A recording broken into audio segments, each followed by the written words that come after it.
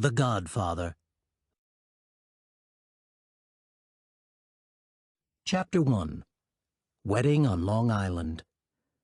On the last Saturday in August 1945, Miss Constanzia Corleone, daughter of Don Vito Corleone, married Carlo Rizzi. Her father had invited hundreds of people to the wedding at his huge house on Long Island, just outside New York. As the guests arrived, Don Corleone welcomed them all, rich and poor, with an equal show of love. Many of the guests had reason to be grateful to Don Corleone for their good luck in life, and they called him Godfather to his face.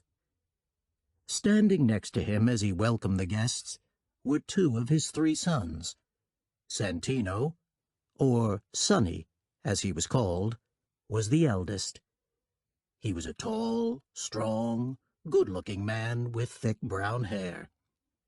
He looked uncomfortable in his white shirt and black suit. The second son, Fredo, was completely different. He was weak-looking and pale, with sad dark eyes and thin lips. The youngest son, Michael, was sitting at a table in the corner of the garden with his girlfriend, Kay. There was a gentle, innocent quality to him, with his soft, dark eyes and full lips. But his army uniform suggested that this was not a weak man, just a quiet one. He was embarrassed by all the singing and dancing, but he was quietly pleased that Kay was enjoying herself. This was the first time that she had met his family. "Who's that funny little fat man over there?" she asked, her eyes shining with excitement. "He looks about 60 years old, but he's dancing like a teenager." "That's Pete Clemenza," Michael said. "He's an old friend of my father's." "And what about him?" Kay looked at a large, ugly man who was sitting alone outside the house talking to himself. "He's very frightening." "That's Luca Brazzi," Michael smiled at Kay. "He's waiting to speak to my father in private." "Yes, but who is he?" "He helps my father sometimes," Michael replied quietly, looking at his food. Suddenly, the big man stood up, and Kay looked away quickly, afraid that he was coming over to talk to her. But another man came up to the table instead. He had thin, fair hair and blue eyes. Michael stood up, and the two men hugged each other warmly. "My brother, Tom Hagen. This is Kay Adams," Michael finally said. Tom Hagen shook Kay's hand, then whispered to Michael, "My father wants to know why you don't go to see him." Michael sat down without speaking, and Tom walked away into the house, followed by Luca Brazzi. "If he's your brother, why does he have a different name?" Kay asked Michael when Tom had gone. "When my brother Sonny was a boy," Michael explained, "he found Tom Hagen in the street. Tom had no home, so my father took him in, and he's been with us ever since. He's a good lawyer. Not a Sicilian, but I think he's going to be a consigliere." "What's that?" "My father's chief advisor. Very important to the family." Suddenly, there came a loud, happy sound from the other side of the garden. The music and singing stopped. Connie, in her white wedding dress, left her husband and ran towards the gate screaming, "Johnny! Johnny!" She threw herself into the arms of a very handsome, dark-haired man in a white suit and covered his face with kisses. Then she led him by the hand through a crowd of excited, screaming girls to meet her new husband, Carlo. Kay turned to Michael excitedly. "You didn't tell me your family knew Johnny Fontaine," she said. "Sure. Do you want to meet him?" Michael smiled. "My father helped him to become famous." "He did? How?" At that moment, Johnny Fontaine began to sing. "Let's listen to the song." Michael tried to change the subject.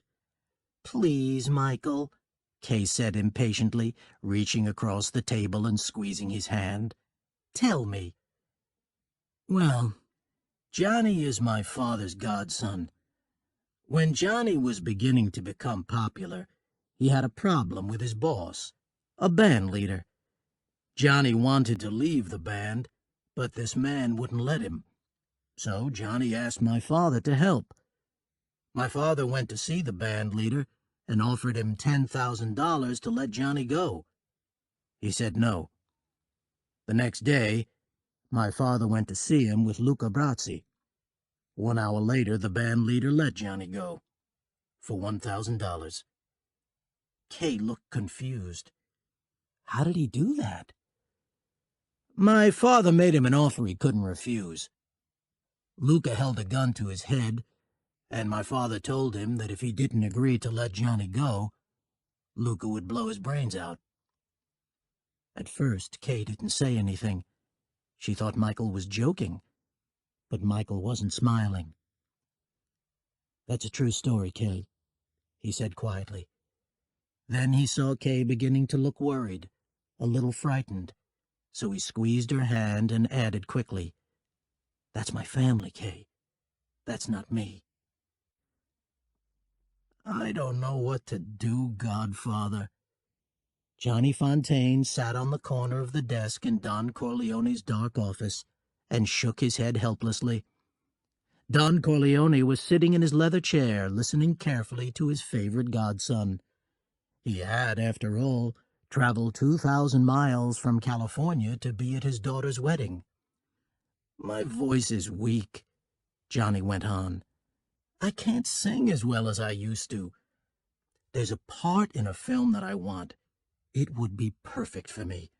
If I had this part, I'd be a top star again. But the boss of the film company, Jack Waltz, won't give me the part. Can you help me?" "Go and rest," Don Corleone said. His voice was soft, but there was a rough quality to it that made everybody listen. It was a voice impossible to argue with. Something to do with the way he spoke without moving his mouth. "In a month, this man will give you what you want." "Too late." Johnny looked at his godfather unhappily. "They start filming in a week." Don Corleone stood up and put a fatherly arm around Johnny's shoulder. "I'm going to make this man an offer he can't refuse," he said, leading Johnny towards the door. "Now, go and enjoy yourself." He kissed Johnny on the cheek, shut the door, and turned to Tom Hagen, who had heard everything. "What are we going to do with your daughter's new husband?" Tom asked. "Shall we give him anything important to do?" "No," Don Corleone replied. "Give him something small. A betting shop, maybe. But never discuss the family business with him." "Virgil Salazzo called," Tom went on. "He wants to meet you next week." "We'll discuss that after you get back from California." Tom looked surprised. "Why am I going to California?" "I want you to help Johnny. You're going to talk to this Jack Waltz. I want you to go tonight. And now, if there's no other business, I'd like to go to my daughter's wedding." With these words, Don Corleone left Tom alone in the office, went outside, took his daughter by the hand, and danced with her to the slow Sicilian music. Chapter 2. The Greatest Racehorse in the World. Tom Hagen arrived in Hollywood early the next morning. From the airport, he went straight to his hotel, showered, shaved, and had breakfast. Then he drove to the film company for his meeting with Jack Waltz at 10 o'clock. Jack Waltz was giving a birthday party for one of his young girl stars in front of a lot of reporters. Tom waited patiently. Finally, Waltz walked up to him. He was a tall man with thick silver hair, expensive clothes, and a hard, unfriendly face. "Okay, start talking," he said to Tom. "I'm a busy man." "I was sent by a friend of Johnny Fontaine," Tom said. "He would be very grateful to you if you could do him a small favor." "I'm listening," Waltz said, busily signing papers. "Give Johnny the part in that new war film you're going to make." Waltz stopped writing and laughed. He took Tom by the arm, as if he was an old friend, and led him towards the door. "And if I gave Johnny Fontaine this part, what favor would your friend do for me?" he said. "You have some problems with your workers," Tom said. "My friend could make these problems disappear. You also have a top star who's taking drugs." But Jack Waltz had heard enough. "Listen to me," he shouted angrily. "You tell your boss, whoever he is, that Johnny Fontaine will never get that film. You don't frighten me." "I'm a lawyer," Tom said calmly. "I'm not trying to frighten you." "I know all the lawyers in New York," said Jack Waltz, "but I've never heard of you. Who are you?" "I work for one special family," Tom said. "Now, you have my number. I'll wait for your call." He shook Waltz's hand and added before leaving, "By the way, I like your films very much." Tom was sure that when Waltz realized who he worked for, he would call. And he was right. Late that afternoon, a car picked him up from the hotel and drove him out of the city to Jack Waltz's home in the country. Waltz's house looked like something from a film. It was a huge, pink-walled house surrounded by beautiful gardens, lakes, and fields full of horses. Waltz welcomed Tom like an old friend, gave him a drink, and showed him around. "Why didn't you tell me you worked for Corleone, Tom?" he asked. "I don't like to use his name unless it's really necessary." Waltz took Tom by the arm. "Come with me, Tom," he said. "I want to show you something really beautiful." Waltz led Tom into a white building which was guarded by private detectives. Inside the building, there were rows of horses. Waltz led Tom straight towards a beautiful horse with smooth black skin and a large, white, diamond-shaped mark between its eyes. "You have an eye for beauty, don't you, Tom?" Waltz said proudly. "This is Khartoum, the greatest racehorse in the world. I bought him in England for $600,000. He looked lovingly into the animal's enormous dark eyes for a long time, talking to it softly like a lover, forgetting about Tom. Tom coughed with embarrassment. Waltz touched the horse one last time on the neck, then said to Tom, "Let's go and have dinner." "Corleone is Johnny's godfather," Tom began to explain at dinner. Although there were only 2 people at the table, the food was served by 3 waiters. "To Italians, that's very important." "I respect that," Waltz said. "Just tell him he can ask me anything he likes, but not this. This is one favor I can't give him." "He never asks a second favor when the first one is refused." Tom gave Waltz a warning look. "Understood?" This made Waltz angry. "No," he said, pointing his finger across the table at Tom. "You don't understand. Johnny Fontaine never gets that film. The part is perfect for him. It'd make him a big star, but I'm not going to give it to him. And do you know why?" He stood up and began to move slowly around the table towards Tom. "I had a beautiful young actress. She was going to be a star. I spent hundreds of thousands of dollars on her, singing lessons, acting lessons, dancing lessons. Then Johnny Fontaine came along and took her away from me. I lost her.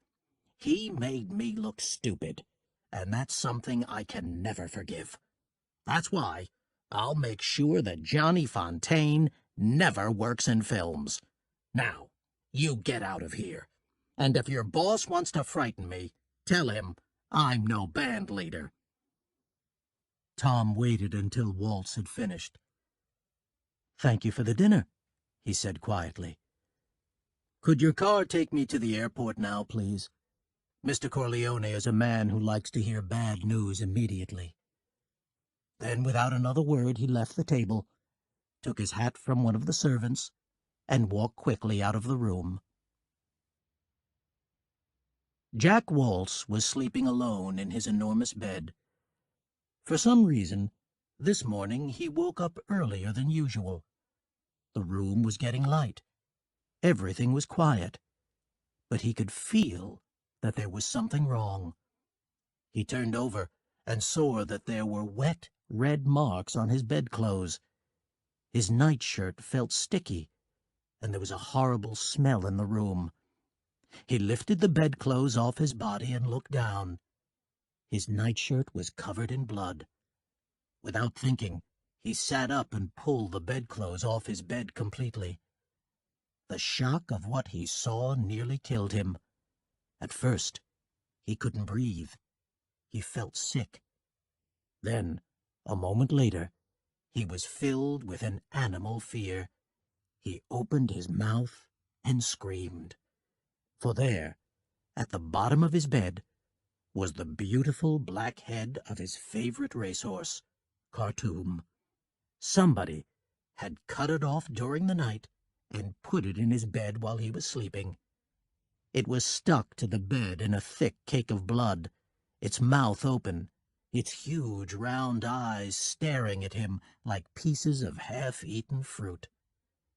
Jack Waltz's screams woke all the servants.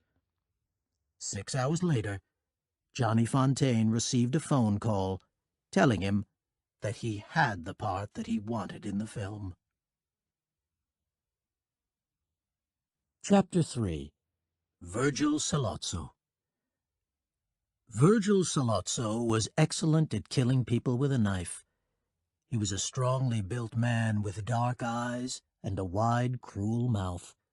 But today, he was trying to be polite and friendly. He had an important favor to ask, which was why he had asked for this meeting with Don Corleone. "Don Corleone," he smiled warmly, "I need money to help me start a new business in drugs," he said. "If you give me $1 million, I can promise you between $3 and $4 million in your first year. After that, you'll get even more." Don Corleone said nothing at first. He seemed to be thinking. He looked around the room, at Sonny and Tom Hagen, and at Clemenza and Tessio, his two oldest friends. They were all watching him quietly with serious faces, waiting to hear his reply. Finally, he turned back to Sollozzo. "Why do you come to me?" he asked in his usual rough whisper. "I need a man who has important friends," Sollozzo said, lowering his eyes respectfully towards the Don. "And what about the Tartaglia family? How much will they get?" Sollozzo looked surprised. He didn't know that Don Corleone had discovered that he worked with the Tartaglias. He nodded his congratulations in the direction of Tom Hagen, who had obviously done his homework, and turned back to Don Corleone. "Don't worry," he said. "I'll pay the Tartaglias from my own money." Don Corleone didn't reply. He stood up slowly, took a bottle from the table, and politely offered Sollozzo some more wine. Sollozzo watched with a worried look as the Don sat down next to him. Finally, Don Corleone spoke. I said that I would see you because I heard you were a serious man. You were a man I should respect. But I must refuse your offer. I will give you my reasons. It's true, I have a lot of important friends in government and the law. But they wouldn't be my friends if they knew my business was drugs. Drugs is a dirty business. But nobody will know, Salazzo said. I promise you that the Taglias will make sure that nobody finds out. Don Corleone opened his mouth to reply, but before he could speak, Sonny said, Are you saying that the Taglias can promise that they'll... He didn't finish his question.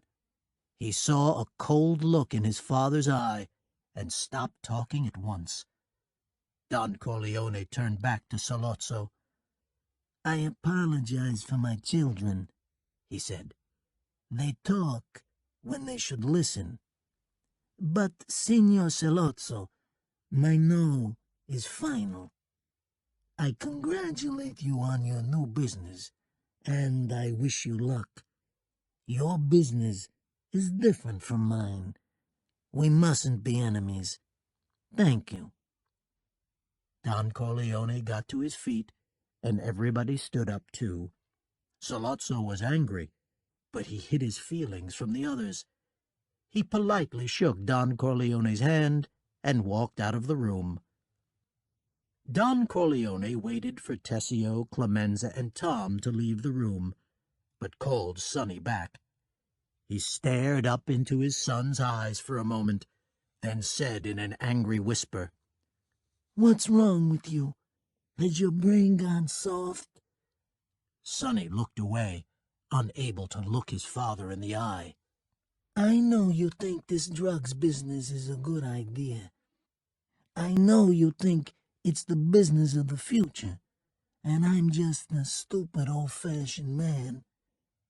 But never tell anyone outside the family what you're thinking again.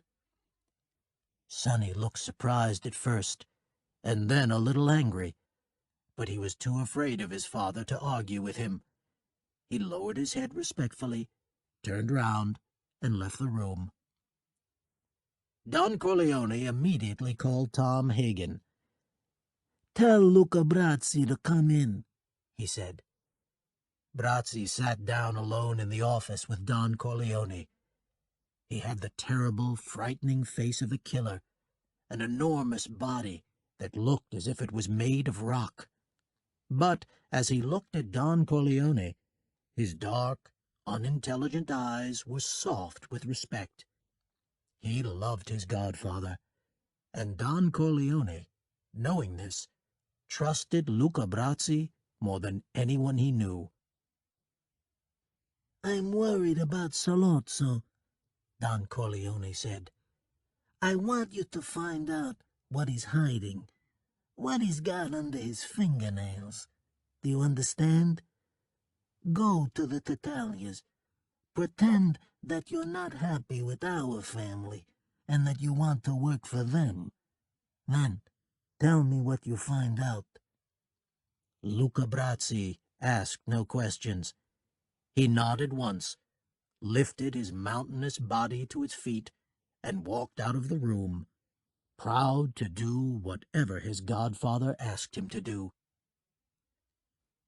For the next few weeks, Luca Brazzi went regularly to the nightclubs controlled by the Tattaglia family.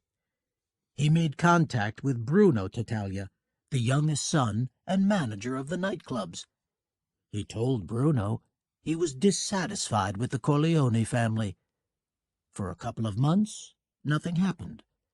Then one night, a few days before Christmas, Bruno told Luca he had a friend who wanted a private meeting with him. Who is he? Luca wanted to know. Just a friend, said Bruno. He wants to offer you something. Can you meet him here after the club closes?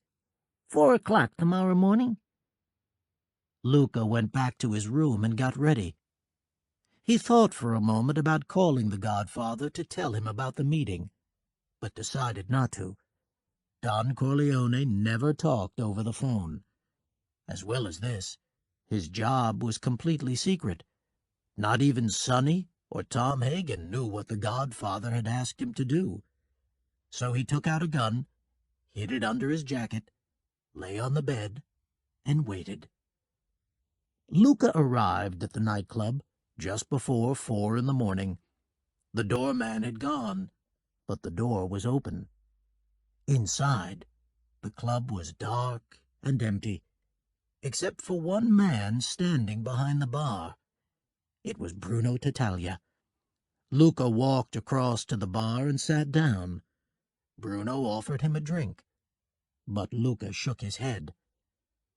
Moments later, a second man in a dark coat and gray hat moved out of the shadows and stood next to Bruno behind the bar. "Do you know who I am?" he said in Italian, his face in shadow. "I know you," Luca replied. "You're Sollozzo." "We need a man like you," said Sollozzo. "Strong and dangerous.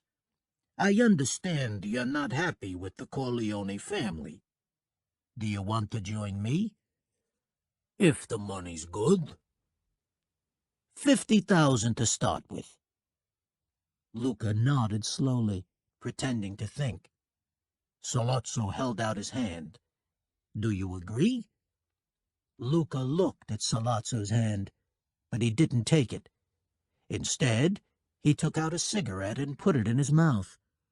Bruno moved forward with a lighter. Luca rested his hands on the bar, bent forward, and lit his cigarette. Bruno put the lighter in his pocket, smiled at Luca, and gently touched the back of Luca's hand. Then, suddenly, without warning, he took Luca's arm with his other hand and held it tight.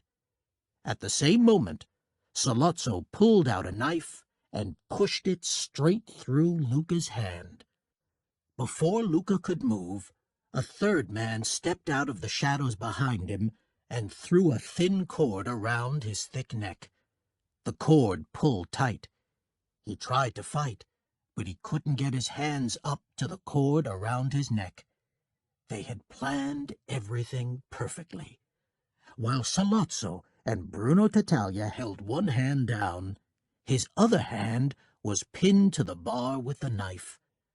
The cord pulled tighter and tighter, cutting into his throat until he finally stopped moving and fell slowly to the floor. But Sollozzo, Tattaglia, and the other man did not let him go for several more minutes. They needed to be sure that Luca Brasi, the most dangerous man in the Corleone family, was dead. Later on the same day, Tom Hagen came out of a large shop carrying Christmas presents for his children. Sollozzo was standing in the street waiting for him. "Happy Christmas, Tom," Sollozzo smiled. Tom nodded nervously. "I'm glad I met you," Sollozzo continued in a friendly voice. "I want to talk to you." "I haven't got time," Tom said, and began to walk away. But two men stepped forward and stopped him. "Make time, consigliere," Sollozzo said, suddenly less friendly. "Get in the car." Then, noticing the look of fear in Tom's eyes, added quickly, "Don't be frightened. If I wanted to kill you, you'd be dead already. Trust me." Without a word, Tom got into the car. Later that same afternoon, not knowing that Sollozzo had killed Luca Brasi and had kidnapped Tom Hagen, Don Corleone finished his work in the offices of his fruit company. He put on his coat and said to Fredo, who was reading a newspaper, "Tell Poligato to bring the car. I want to go home." "I'll have to get it myself," Fredo replied. "Gatto's sick today." Don Corleone looked annoyed. "That's the third time this month. Maybe we'd better get another man for the job." Fredo jumped to his feet. "No, I'll get the car. It's okay," he said. "Paulie's a good boy. If he says he's sick, he's sick." Don Corleone waited inside the door until he saw Fredo park the car just outside. There was snow in the air, and it was getting dark. He stepped onto the pavement and was about to get into the car when he decided to buy some fruit from the market on the other side of the street. He crossed the road and showed the fruit seller the exact oranges and grapes that he wanted. He was so busy choosing fruit that he didn't see two men in black hats and long black coats turn the corner and walk quickly along the street towards him. He took the bag of fruit and paid the fruit seller. Then he heard the sound of the two men running towards him. Without thinking, he dropped the bag of fruit and ran, surprisingly quickly for a man of his age, back across the street towards his car. He had just reached the car when the two men pulled guns out of their coats and began to fire. Don Corleone was hit several times in the back. Fredo, on hearing the sound of guns, jumped out of the car. He was shaking so much with fear that he dropped his gun before he could use it. But his appearance was enough. On seeing him, the two men stopped shooting and ran away. Fredo looked down and saw his father's body lying in a pool of blood. Unable to believe what had happened, he sat down in the road next to his father, pulled off his hat, and began to cry like a baby. Chapter 4. Sicilian Message. Late that night, Michael and Kay were coming out of a theater. Although they were staying in New York, Michael had told his family that he was in New Hampshire, over 100 miles away. "If I told my family we were in New York, we would have to see them right away," he told Kay. "Then we wouldn't be able to be alone together." The night was freezing, and Michael and Kay held each other closely as they walked slowly along the crowded pavement. "What do you want for Christmas?" he asked Kay. Kay laughed and kissed his frozen cheek. "Just you," she said. They walked a little further. Then suddenly Kay stopped. "Mike," she said, looking behind her, her face white with shock. "What's the matter?" said Mike, confused. She took his hand and led him back to a newspaper shop they had just passed. She pointed to a newspaper. Michael picked it up. "Vito Corleone shot 5 times," he read on the front page. Opening it, he saw a photograph of his father. "Killers shoot underworld boss." Without looking at Kay, he ran across the street to a public telephone and rang Sonny. "Sonny," he said, "it's Michael. Is he all right?" "We don't know yet, but he's hit bad, Mikey," his brother said. "Where have you been? We've been worried." Michael suddenly felt guilty about lying to his family about New Hampshire. "I called. Didn't Tom tell you?" "No. But come home, Mikey. You should be with Mama. We need you." Michael put down the phone. Kay, who had followed him across the road, looked at him with tears in her eyes. Michael kissed her and hugged her tightly. Then, stepping away from her, he said, "Go back to the hotel, Kay. I've got to go home." As soon as Sonny had put down the phone, there was a knock on the door. "They say he's dead, Sonny," said Pete Clemenza as he came in. Sonny took him roughly by the collar and threw him against the wall. "Take it easy," Clemenza cried. Sonny took a deep breath and took his hands away. "I'm sorry," he said. and then asked, "How's Paulie?" "Paulie wasn't there. He was sick." "What do you mean? How many times has he been sick?" "I don't know, Sonny," Clemenza said, half afraid, half confused. "3, maybe 4 times.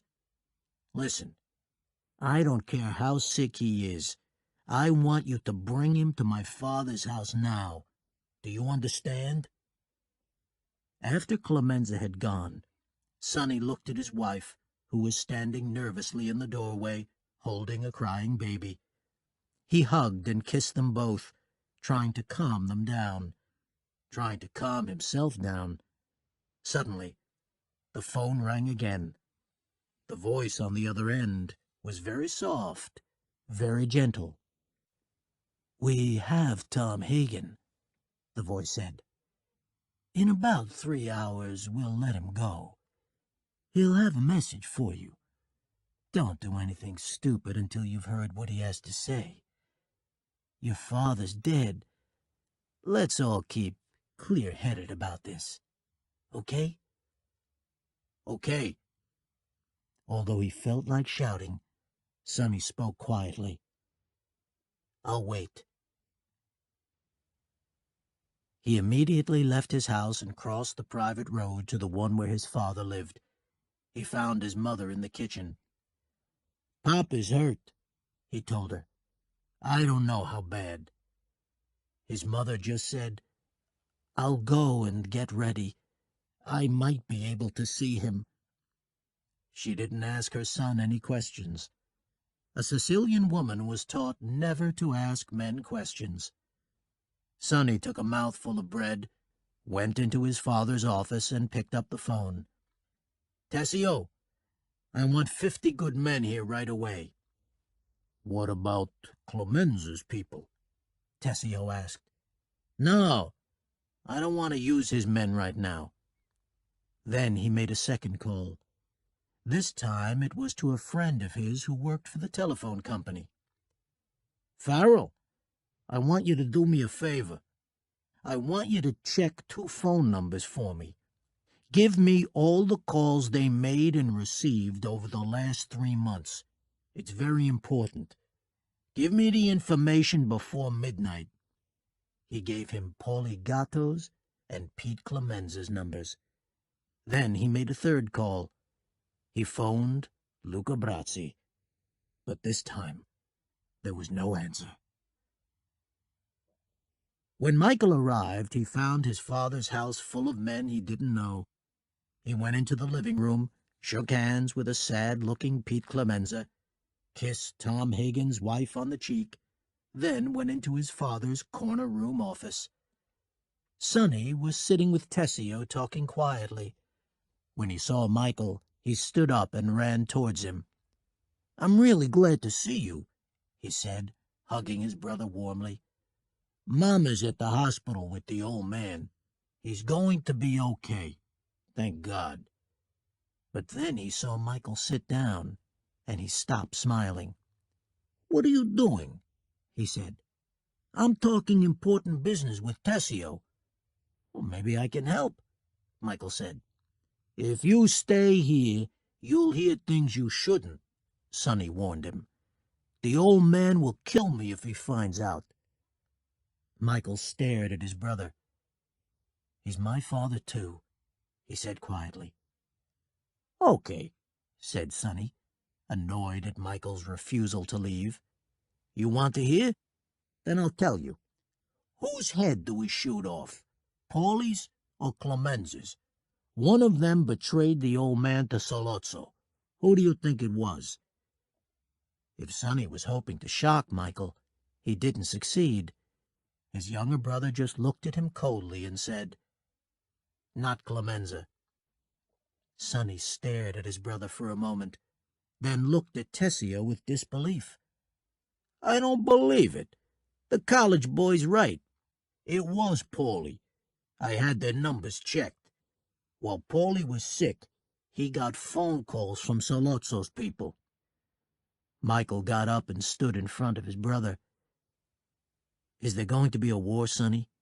he said. Of course there is, unless the old man tells me different.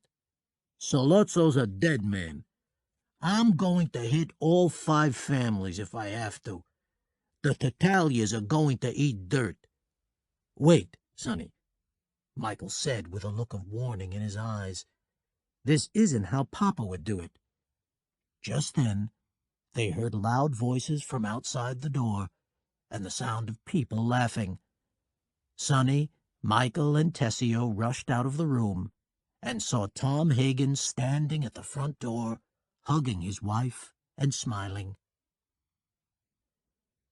Sonny, Tom, Clemenza, and Tessio sat in the godfather's office talking. They were planning to kill Sollozzo, wondering where Luca Brasi was, thinking about what to do if the godfather died. Michael sat by the desk, listening to the conversation, but not permitted to speak. There was a knock at the door, and Paulie Gatto came in. He was blowing his nose and looked very ill. "There's a man at the gate," Paulie said, looking at Sonny. "He's got something for you." Sonny sent Tessio out to see what it was. Then he smiled at Paulie. "Are you okay, Paulie?" he asked. "Why don't you go to the kitchen and get something to drink? You look terrible." When Paulie had gone, Sonny turned to Clemenza. "I want you to kill him tomorrow," he said. "He betrayed the old man to Sollozzo. I don't want to see him again." Clemenza hid his surprise and just nodded. To him, it was just a job. Then Tessio came into the room. He was carrying something inside a large piece of brown paper. He gave it to Sonny and stepped back. Sonny opened the paper. Inside, there was Luca Brasi's jacket, and inside the jacket, there was a dead fish. Sonny looked up at Tessio, confused. "What's this?" he asked. "It's a Sicilian message," Tessio said in his deep but strangely gentle voice. "It means that Luca Brasi sleeps with the fishes." Chapter 5. Seeds of Revenge.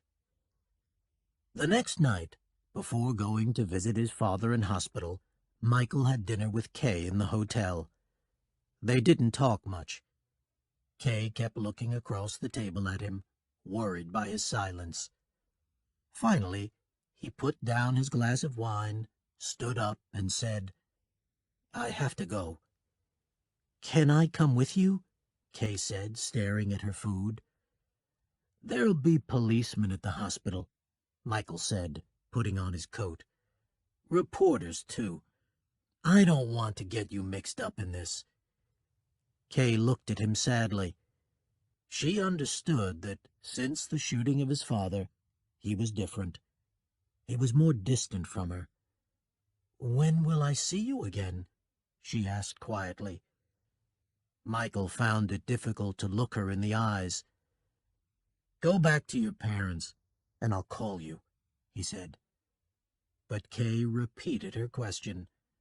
"When will I see you again?" This time, Michael looked at her. "I don't know," he said, touching her gently on the shoulder. Then, without another word, he left her sitting alone at the table and walked towards the door. When Michael got out of the taxi, he was surprised to see that the street outside the hospital was quiet and empty. When he climbed the steps and went through the front door, he was even more surprised to find that there was nobody inside the hospital either. "Where are Tessio's and Clemenza's men?" he thought nervously as he took the lift up to the 4th floor. There was nobody outside his father's room. Michael opened the door slowly and walked inside. His father was lying in bed. Glass bottles hung next to him. As Michael stood by the bed and looked down at his sleeping father, he heard a noise behind him in the doorway. He turned quickly. It was only a nurse. "What are you doing here?"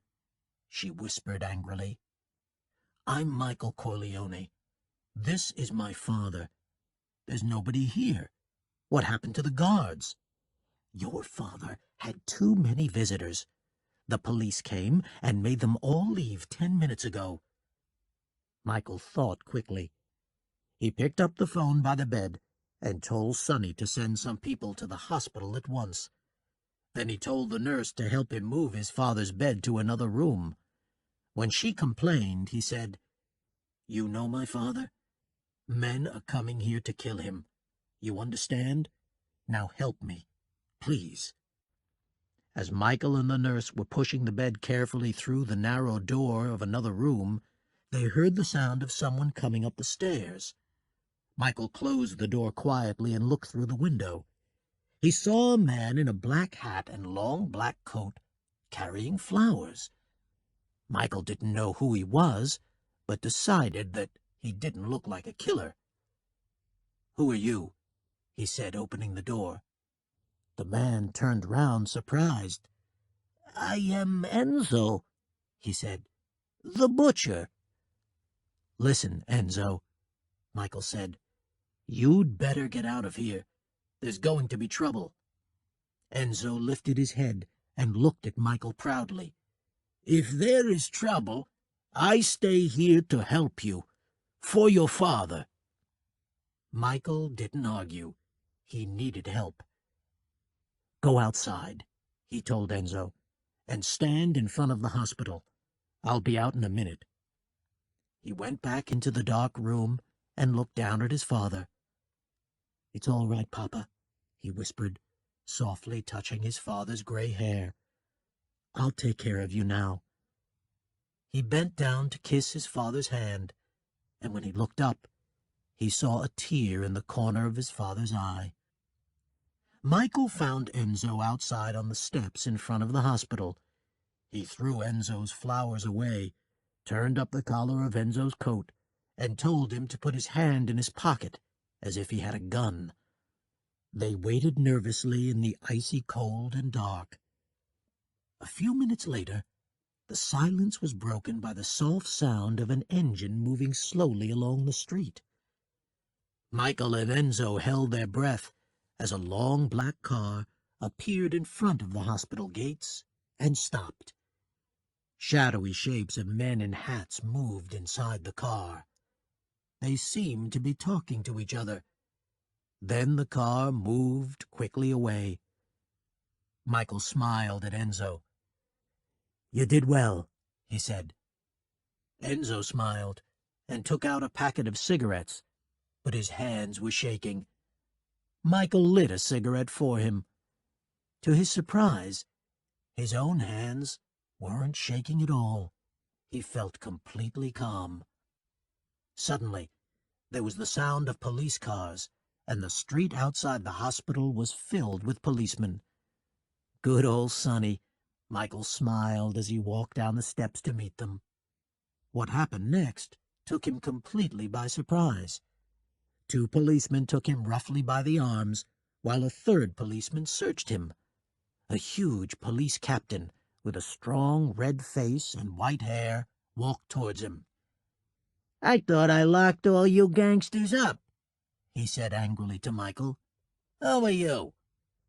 Michael looked up into the police captain's fiery eyes and said, unafraid, "What happened to the men guarding my father, Captain?" "You little animal," the captain shouted. "Don't tell me my business. Now, get out of here and stay away from this hospital." The policeman let go of Michael's arms, but Michael didn't move. "I'm not going until you put some guards outside my father's room," he said. The captain shouted to his men, "Take him away." Michael stared at him coldly. "What's Solozzo paying you to betray my father, Captain?" At this, the captain lost all control. "Hold his arms," he told the policeman behind Michael. Then, as they held him, he hit Michael hard in the face. Before he could hit Michael again, another car suddenly arrived. It was Tom Hagen with a group of men to guard the godfather. Tom saw Michael's face covered in blood and said, "Do you want to report this?" Michael had trouble talking, but he managed to say, "That's okay, Tom. It was an accident."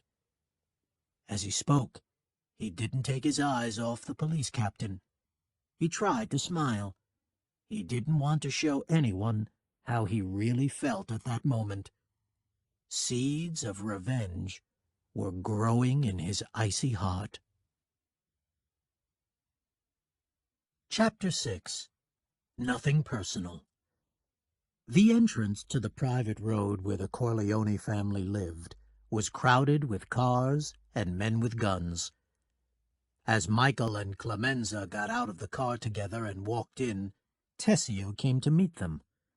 "Why all the guns?" Clemenza asked. "We'll need them," Tessio said.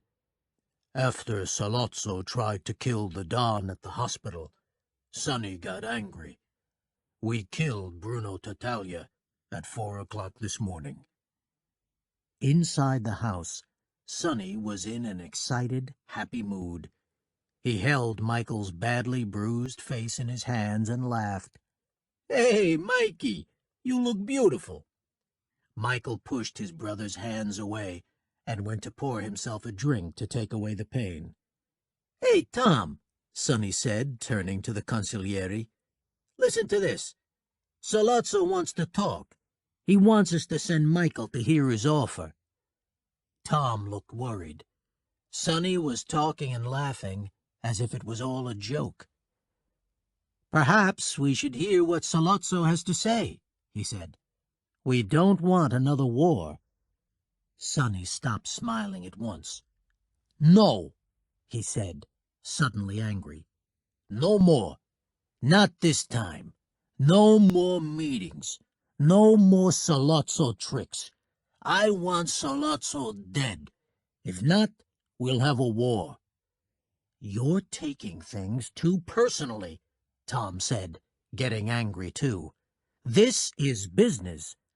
"I don't want your advice," Sonny said. "I just want you to help me win, all right?"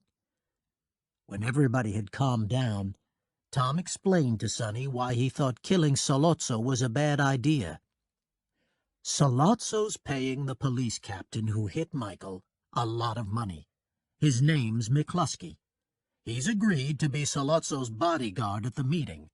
Now you must understand, Sonny, that you can't kill Salozzo while he's with McCluskey. Nobody's ever shot a New York police captain. It would be a disaster. All the 5 families would come after you. All our important friends would disappear. We'd have no friends in the world. We'd be finished." Sonny listened to Tom carefully and finally agreed to wait.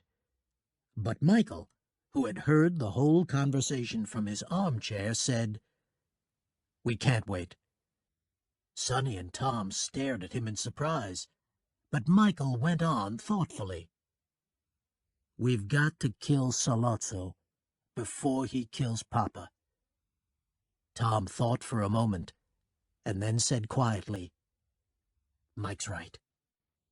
"But you just told me we can't kill him because of McCluskey," Sonny said, waving one arm angrily at Tom.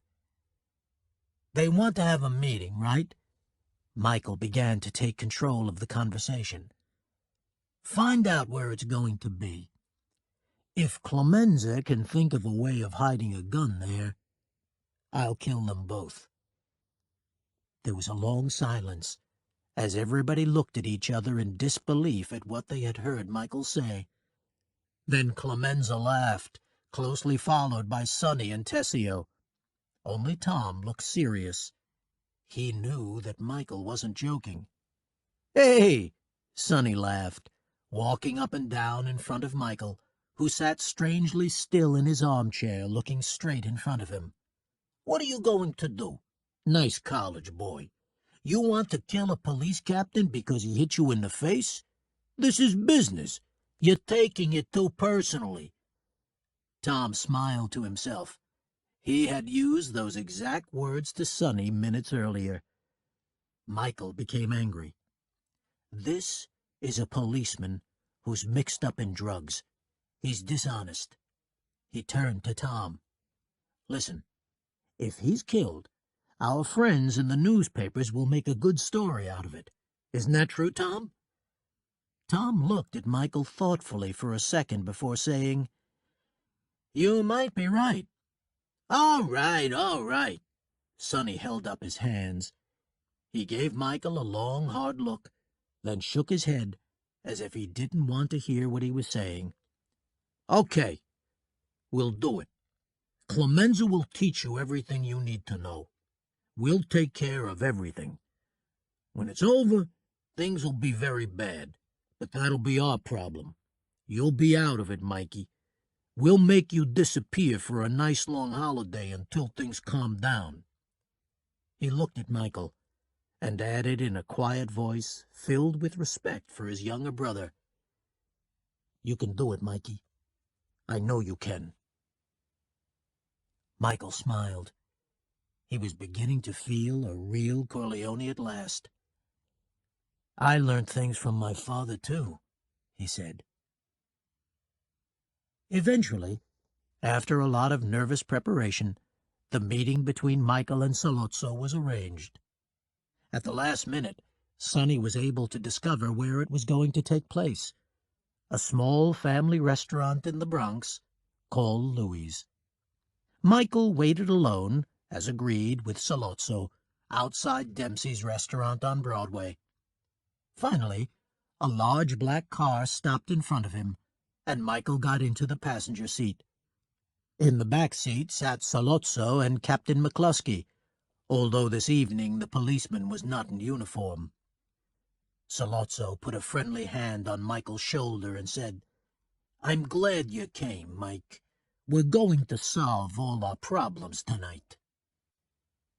"I don't want anyone to try to hurt my father again," Michael replied in a quiet, cold voice. "Don't worry," Sollozzo said warmly. "He'll be safe, I promise. But please keep an open mind when we talk. I hope you're not a hothead like your brother Sonny. You can't talk business with him."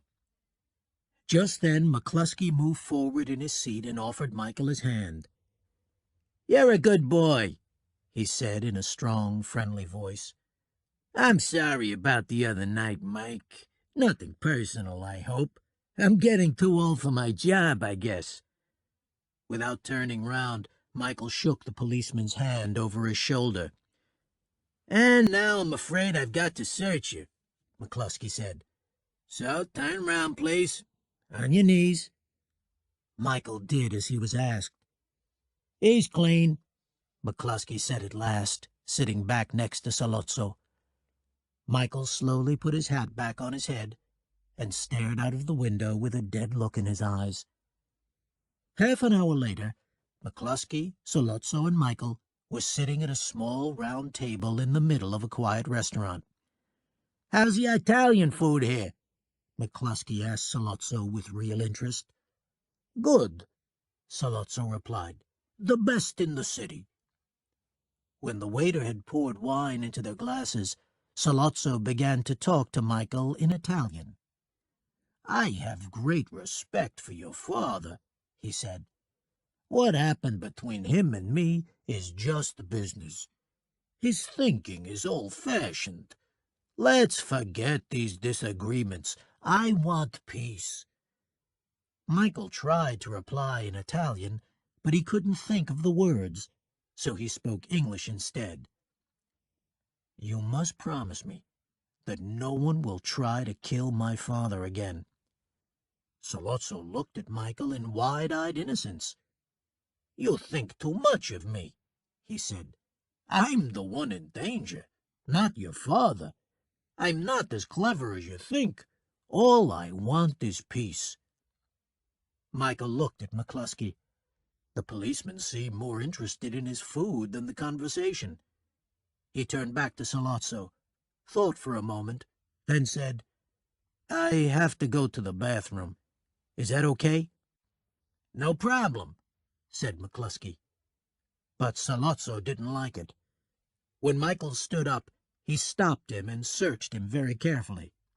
Finally satisfied that Michael wasn't carrying a gun, he sat down again. "Don't take too long," he said, staring at Michael moodily. Michael found the gun hidden in the toilet. Clemenza had done his job well. He pushed the gun into the top of his trousers, buttoned his jacket, took a few deep breaths to calm himself down, and returned to the restaurant. Sollozzo was sitting with his back to him, smoking a cigarette. McCluskey looked at Michael out of the corner of his eye, but went on eating.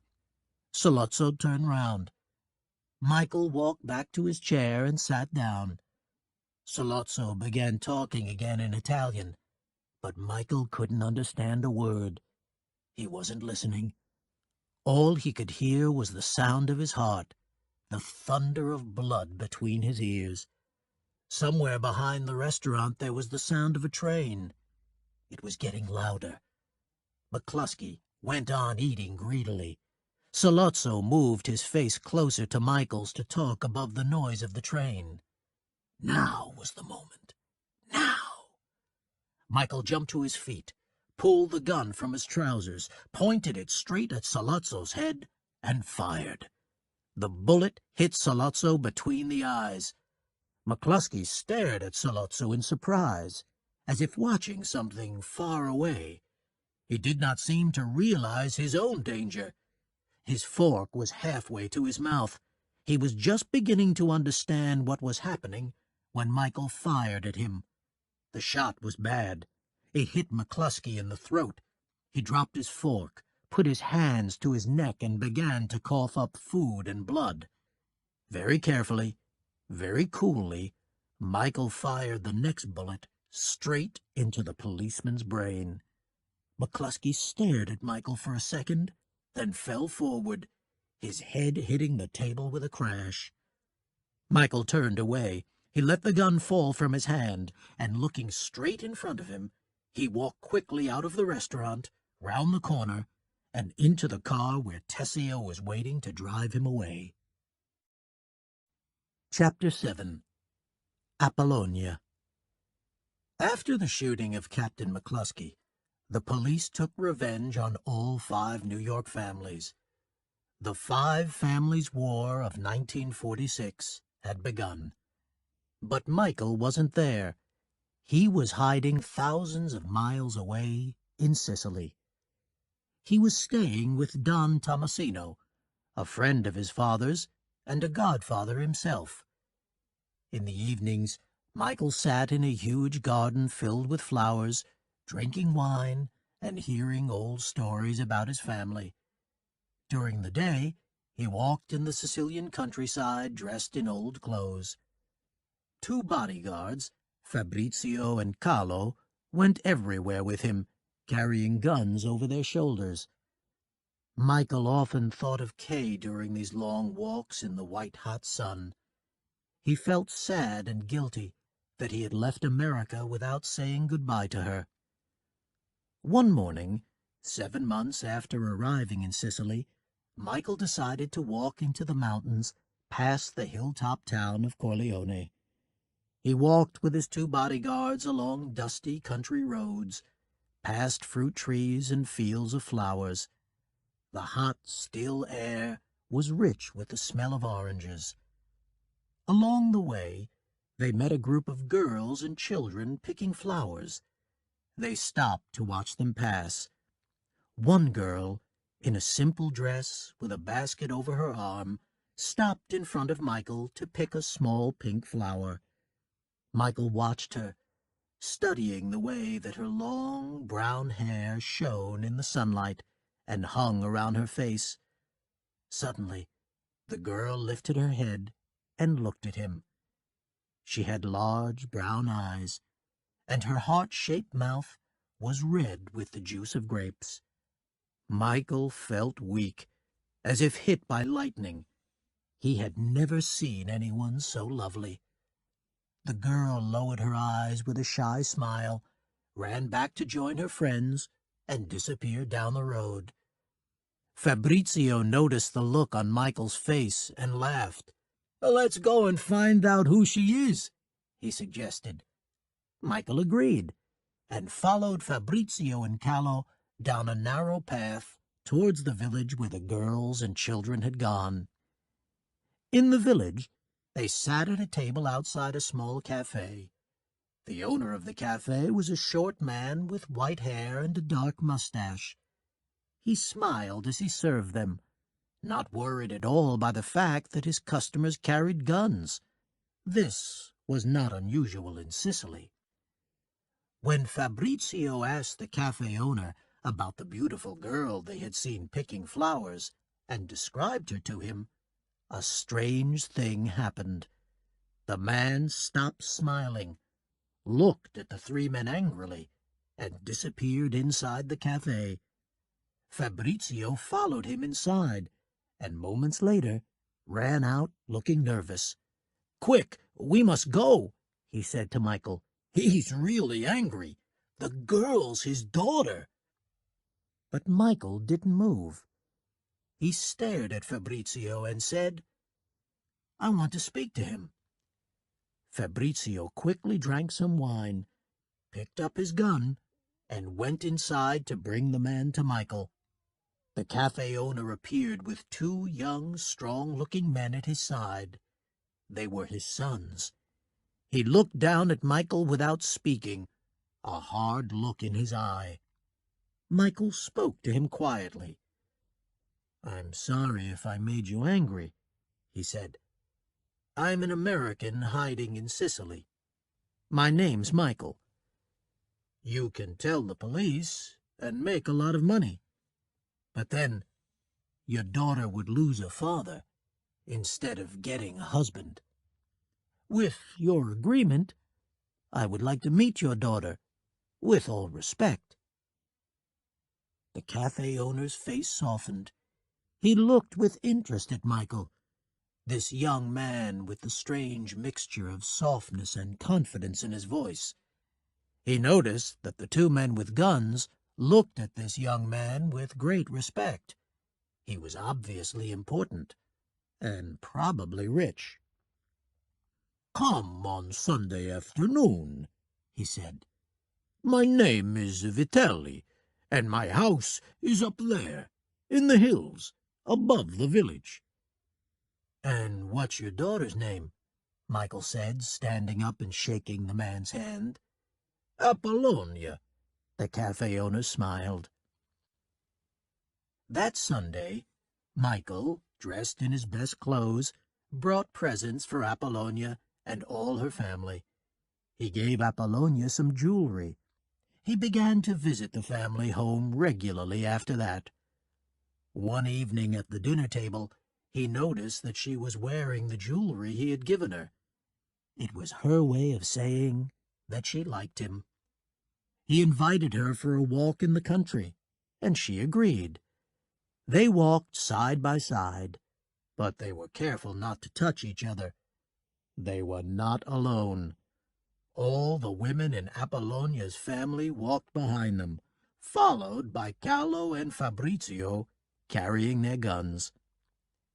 2 weeks later, Michael and Apollonia got married. Compared to his sister's wedding to Carlo in New York 2 years earlier, it was a simple Sicilian wedding. Apollonia wore white, while all the other women wore black. The villagers stood in the streets and threw flowers as the couple passed on foot from the church to Apollonia's house in the hills. The wedding guests walked behind the couple, and behind the guests there was a band of musicians. The wedding party went on until midnight. Then Michael took Apollonia away and drove her to Don Tomasino's house outside Corleone. Chapter 8. A Bridge Too Far. 2 years after their wedding, Connie and Carlo Rizzi were not happily married. Carlo drank a lot and saw other women. Connie shouted at him all the time, and Carlo used to hit her. One day Sonny visited his sister and saw her face was covered in bruises. He became very angry, and although Connie tried to stop him, he rushed away to find Carlo. He found Carlo sitting outside the betting shop where he worked. Sonny jumped out of his car and ran quickly towards him.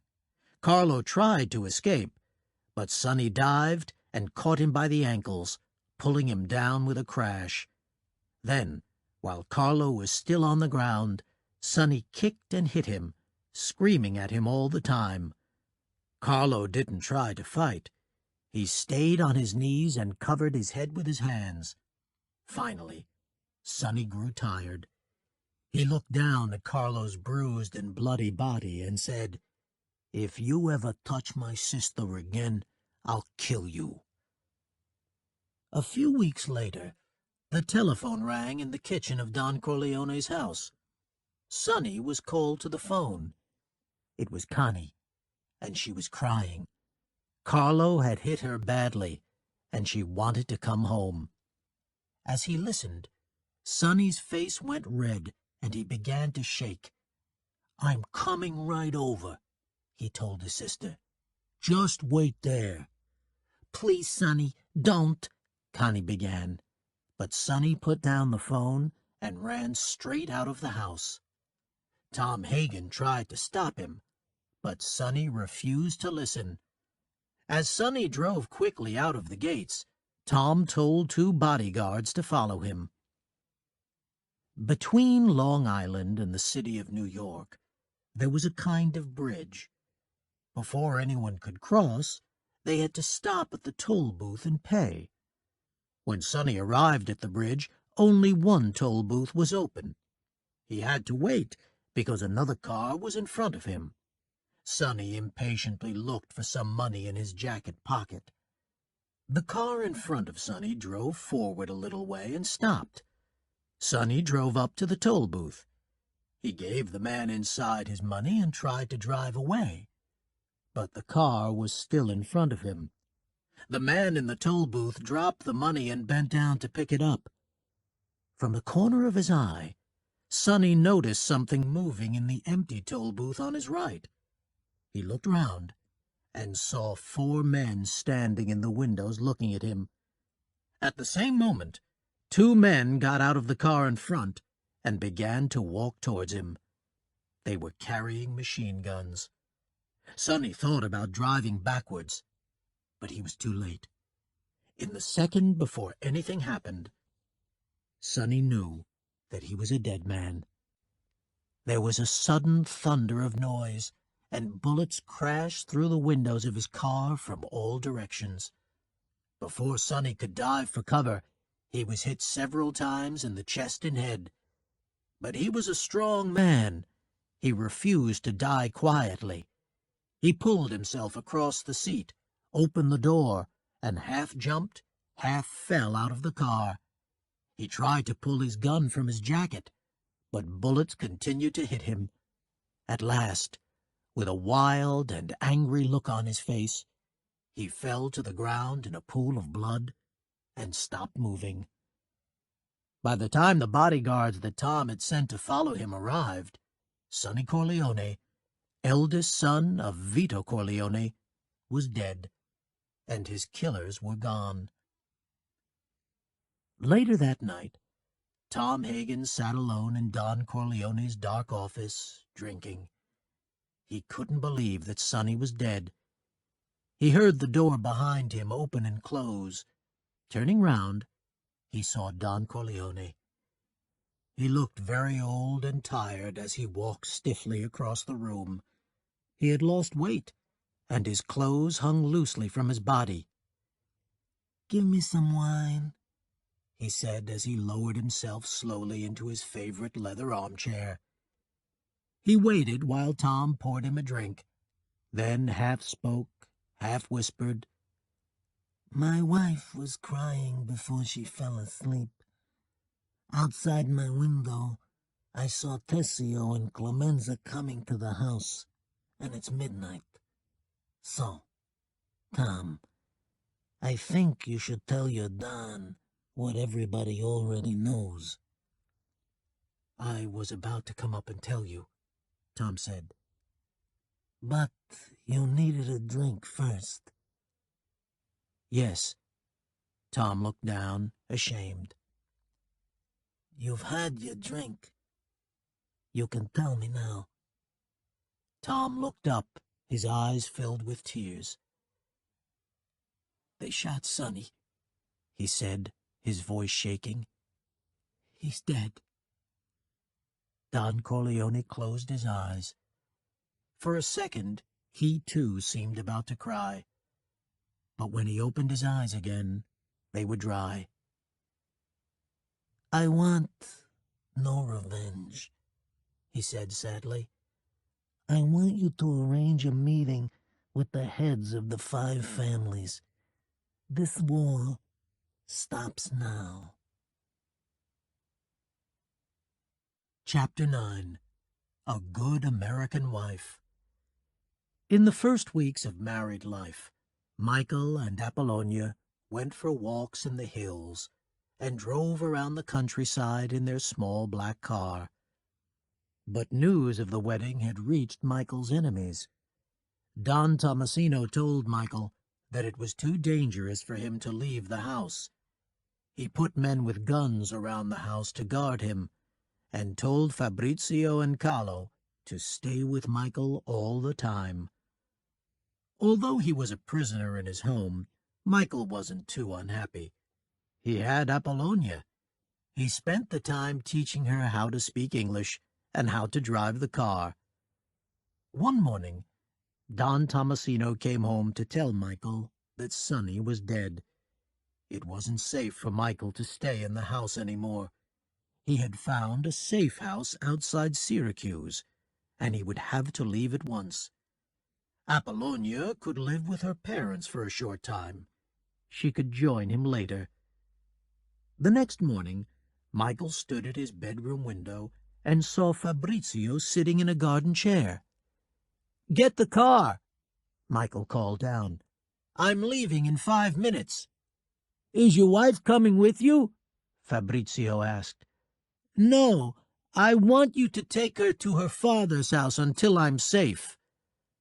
Michael washed, then went downstairs to the kitchen, where he found Carlo having breakfast.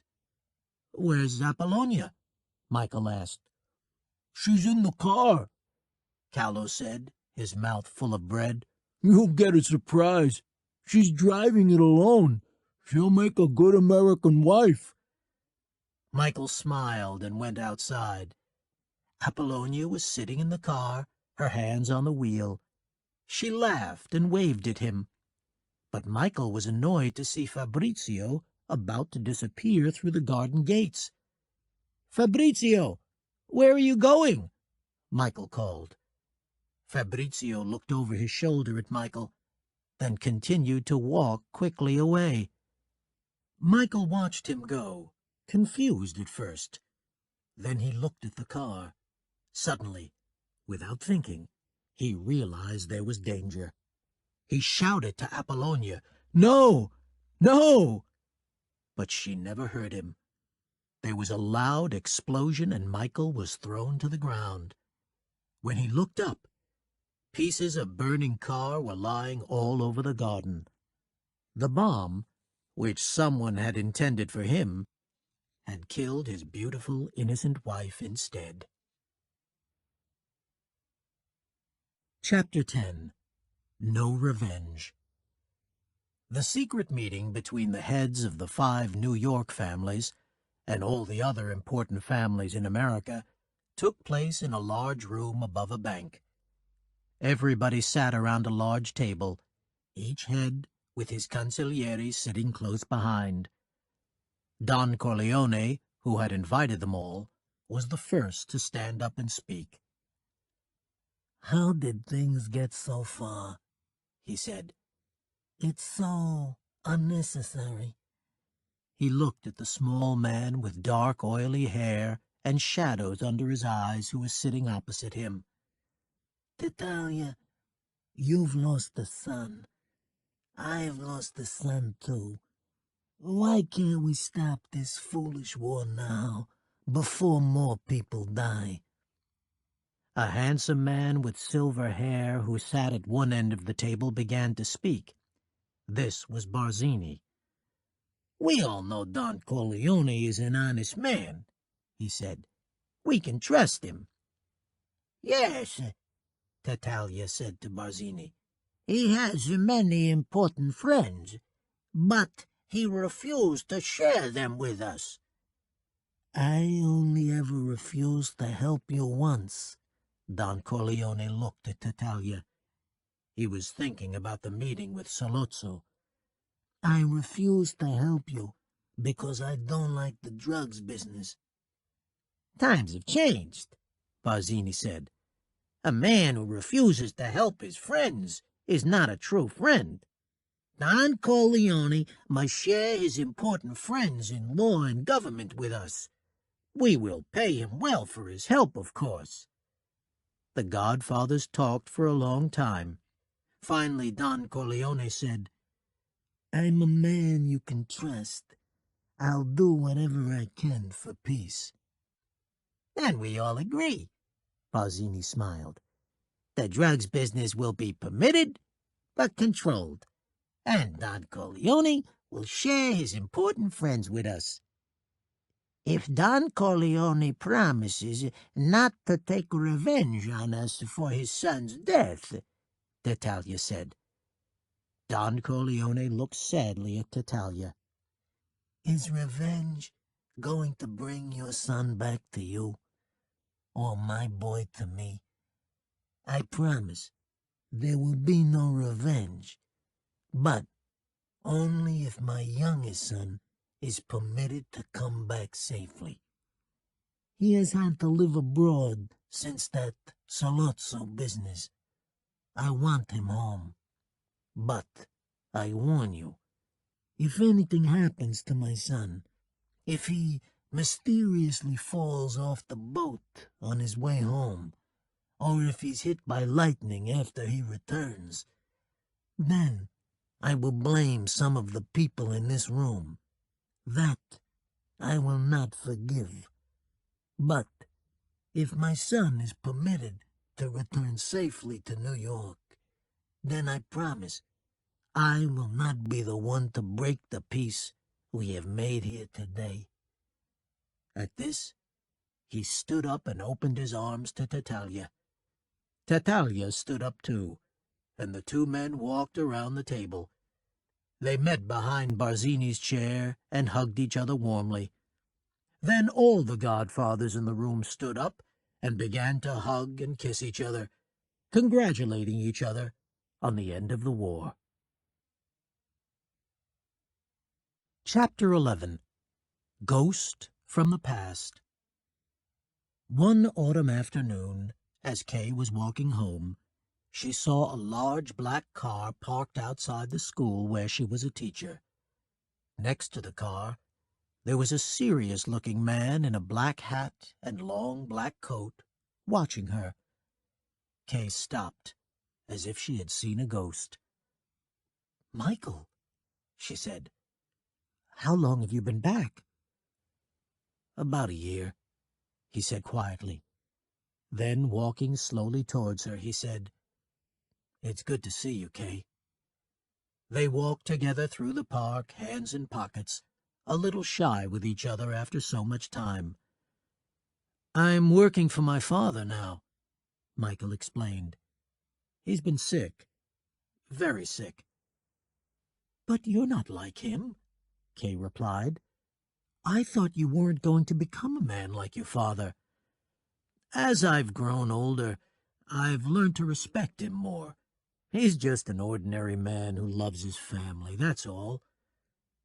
"Ordinary men don't have other men killed," Kay said. "Listen, Kay." Michael stopped walking and looked her in the eyes. "In 5 years' time, my family will have no more problems. We'll be a lawful, respectable family. Trust me. That's all I can tell you about my business." Kay's eyes filled with tears. "Michael, why did you come here?" she said. "What do you want with me after all this time? You didn't call. You didn't write." I came here because I need you. I care for you. Please stop it. But Michael went on, because I want you to marry me. Kay shook her head. It's too late. I promise I'll do anything you ask, Michael continued in a soft, calm voice. Let's forget the last 2 years. What's important is that we have each other, that we have children. Kay, I need you, and I love you. As Michael was speaking, Kay kept looking away. She didn't know what to say. Michael had changed. He was different now. There was something cold about him, something hard. But in the end, this didn't matter. Before she could answer him, the large black car drove up and stopped next to them. Michael opened the back door for her and waited. In her heart, Kay realized that she still loved him. Without a word, she stepped inside the car. Chapter 12. Many Changes. As months turned into years, there were many changes.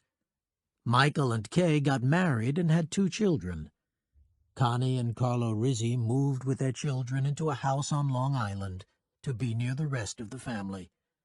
Fredo was sent to Las Vegas, where the Corleones had bought 1 hotel and were planning to buy many more. Barzini was taking advantage of the peace between the 5 families and was beginning to take over a lot of the Corleone family business in New York. Tessio and Clemenza wanted to fight Barzini before he became too strong, but Michael, who had spent long hours talking to Tom Hagen and his father, learning the family business, told them to be patient. At first, Tessio and Clemenza didn't like taking orders from Michael. They tried to talk to Don Corleone instead, but the old man said, "Do you trust me?" "Yes, Godfather," Tessio and Clemenza replied. "Then be a friend to Michael. He's head of the family now. Do as he says." One afternoon, Michael sat in the garden with his father. Don Corleone had put on a lot of weight and moved very slowly. He spent most of his time in the garden, looking after his plants, or just sitting under a tree, drinking wine, thinking about the past. But his mind was still sharp. Michael always came to him for advice. "Be careful of Barzini," he told Michael. "He'll move against you first. He'll arrange a meeting with someone that you trust. He'll promise you safety, but at that meeting, he'll kill you." Don Corleone drank some red wine and suddenly changed the subject. "Are you happy with your wife and children?" he asked. "Very happy," Michael said softly. He wanted to hear more about Barzini, but he respected and loved his father too much to hurry him. "That's good," said Don Corleone. He looked around the garden for a moment with a sad look in his eyes, then said, "I'm sorry. I can't stop thinking about Barzini. It worries me. I always thought Sonny would be head of the family. I never wanted this for you. There just wasn't enough time." Michael gently touched his father's arm. "Don't worry, Father," he said. "I'll take care of it." Don Corleone nodded, smiled to himself, then looked suddenly serious, as if he had forgotten to tell Michael something important. "What's the matter, Father?" Michael asked. "Listen." Don Corleone raised one finger. "Whoever comes to you with this Barzini meeting, he's the traitor. Don't forget that." Then, standing with great difficulty, he touched Michael lovingly on the cheek and walked slowly back to the house, out of the sun.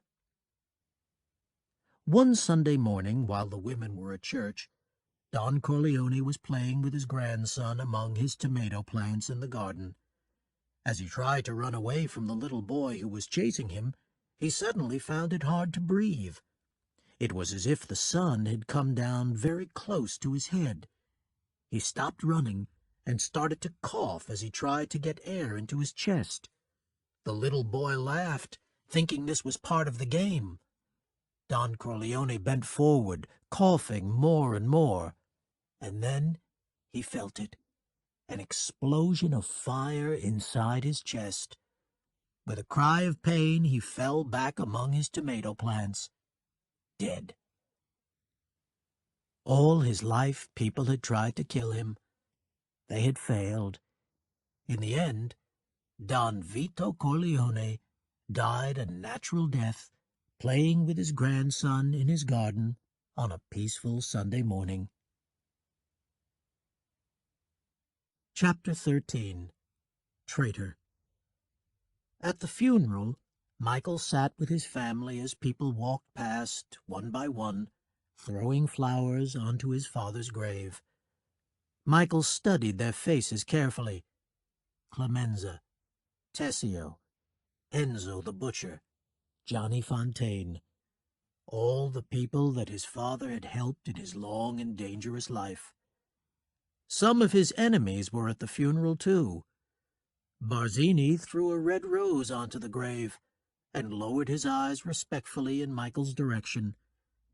Michael stared at him coldly as he turned and walked away. A few minutes later, Tessio walked up to Michael and whispered something in his ear.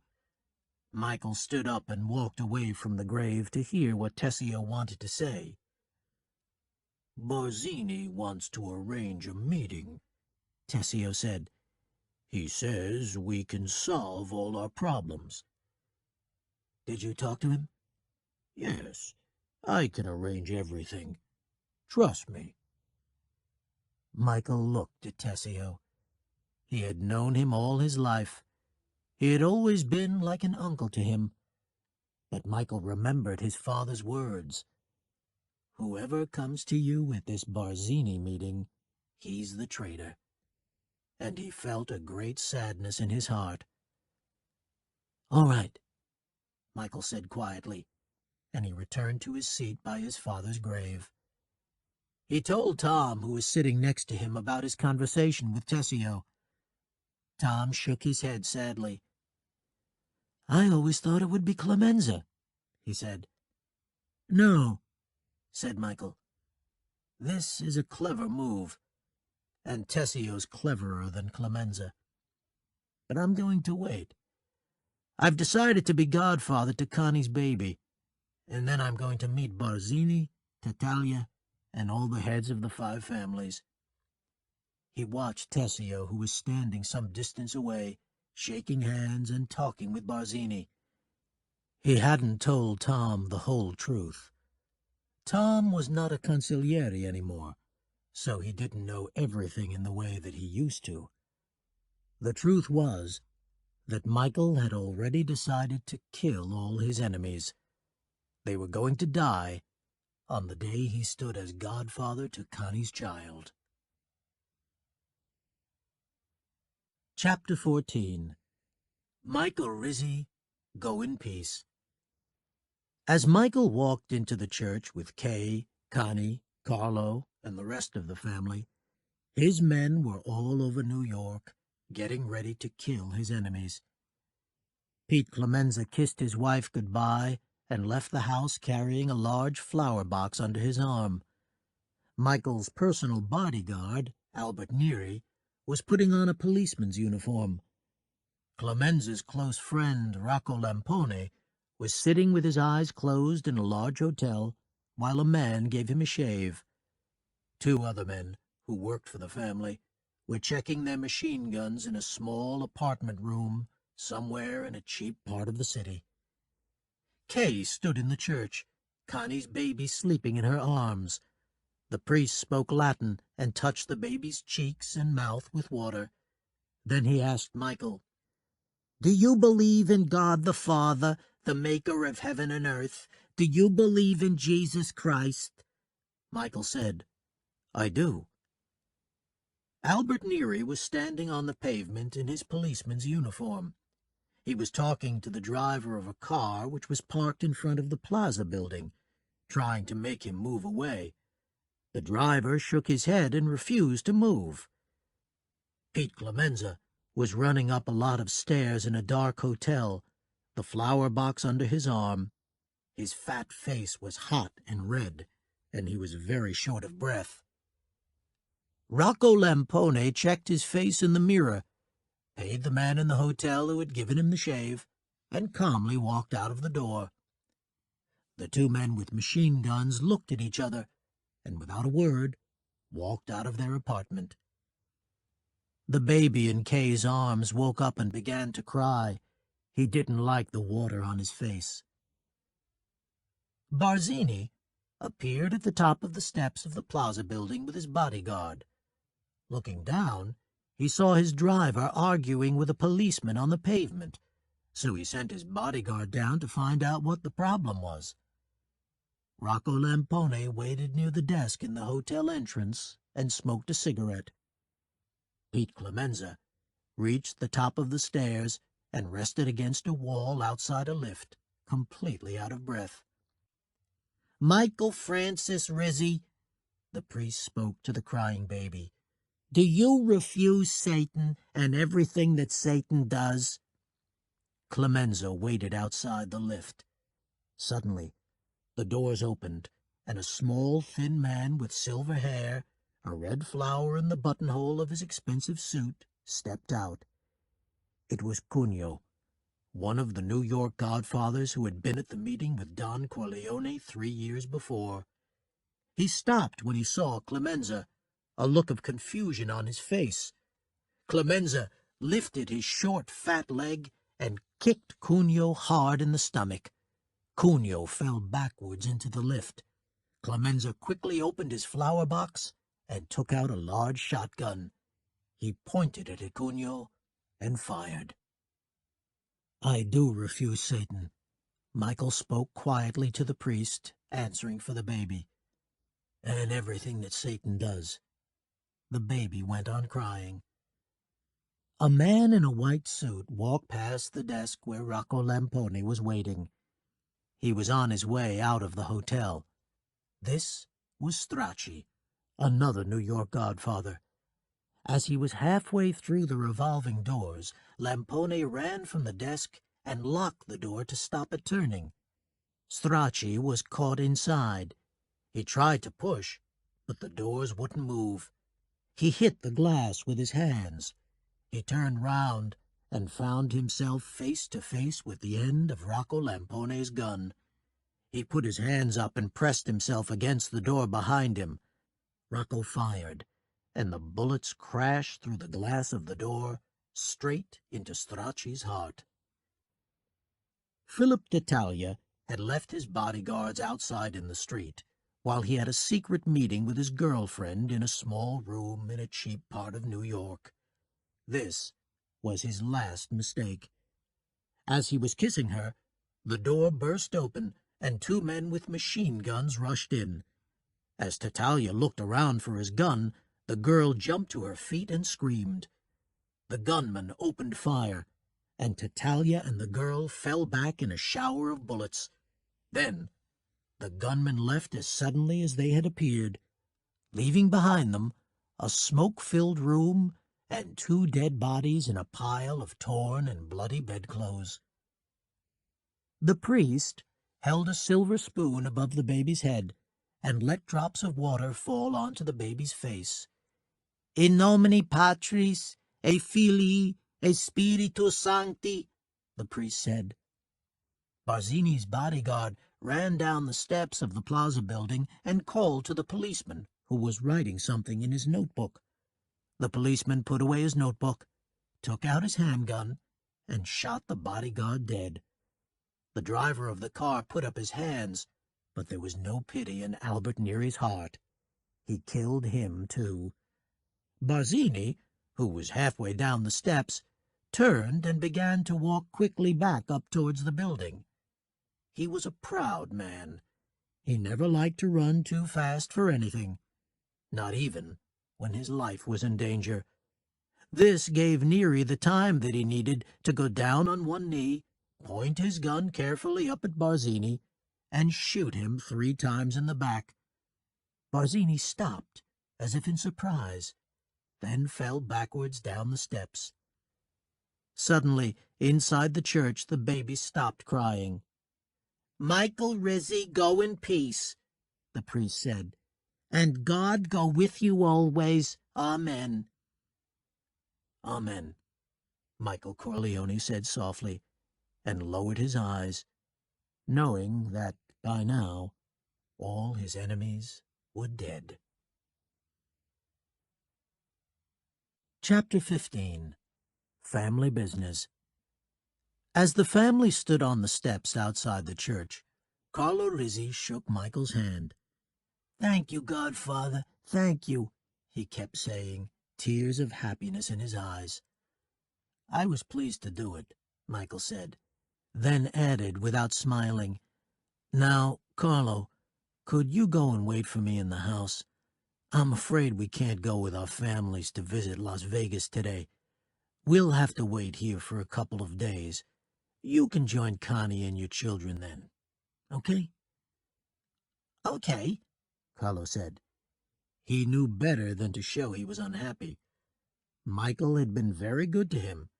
He had welcomed him into the family. He had been godfather to his son. He did whatever Michael wanted him to do. He never argued. When Carlo had gone, Michael kissed his wife and his sister and left them on the steps outside the church. He had more business to take care of. Tessio was ringing Barzini's office from the wall phone in Tom Hagen's kitchen, not knowing that Barzini was already dead. "Tell Barzini we're on our way to Brooklyn," he said. After the call, he turned to Tom, who was waiting for him, and said, "I hope Mike gets what he wants from the meeting tonight." "I'm sure he will." Tom nodded seriously. He followed Tessio out of the house. They were halfway across the street to Michael's house when they were stopped by a bodyguard. "The boss says he'll come in another car," the man said. "He says you two can go before him." Tessio looked worried. "He can't do that," he said, turning to Tom. "That spoils all my arrangements." 3 more bodyguards appeared from nowhere and stood around him. Then Tom said gently, "I can't go with you either, Tessio." Tessio understood everything immediately. He knew that he was going to die for trying to betray Michael. He looked at Tom sadly and said, "Tell Mike, it was only business. I always liked him." "He understands that," Hagen nodded. Tessio paused for a second. He was a brave man, but he couldn't stop himself from showing Tom a moment of plain human weakness. "Tom, can you help me?" he asked. "As a friend." Tom shook his head and looked away. He didn't want to show his feelings, but inside he felt sick. Tessio had always been the best soldier in the Corleone family. "I'm sorry, Tessio. I can't do that," he said, and walked away. Tom watched from his window as the 4 bodyguards led Tessio towards a waiting car and drove him away for his meeting, not with Barzini, but with death. Carlo Rizzi was sitting in his front room making a phone call when something made him turn round.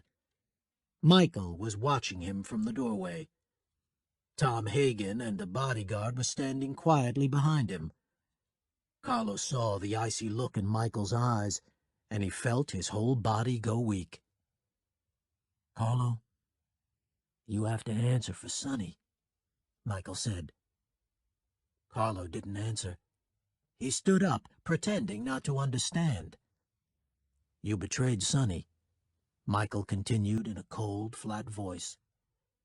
"Did you really think you could fool a Corleone?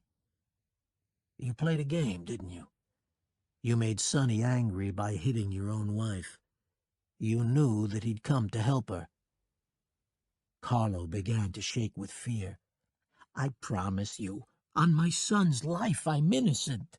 Mike, don't do this to me, please. But Michael calmly made him sit down next to him.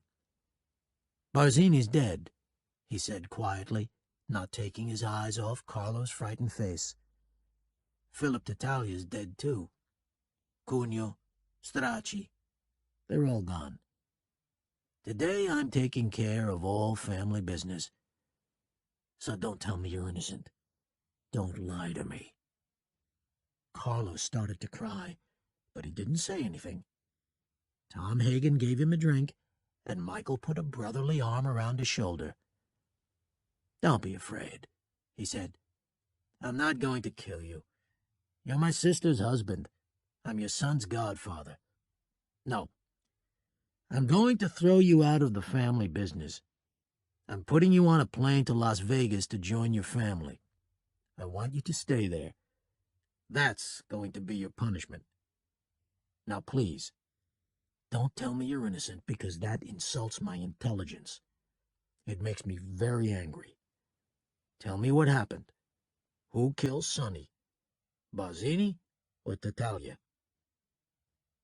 Carlo stopped crying and looked up with a sudden feeling of hope. He saw Michael's eyes close to his.